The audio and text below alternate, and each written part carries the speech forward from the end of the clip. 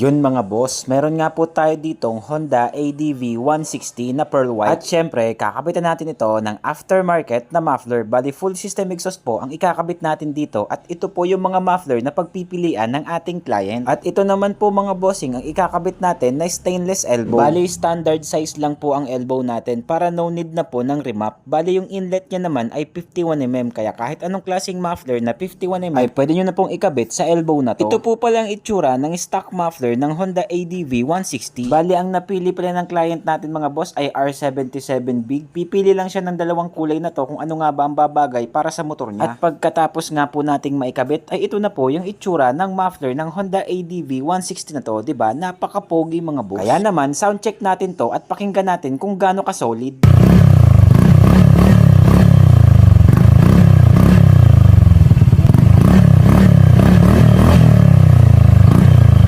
Test drive din natin mga boss kung ano nga ba ang performance.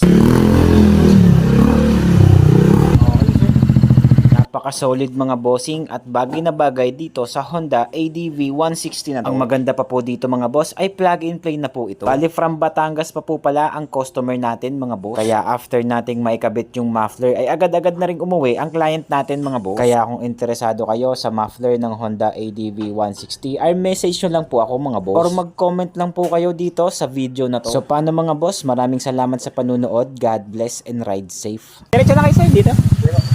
Ingat sir, ingat. Thank you.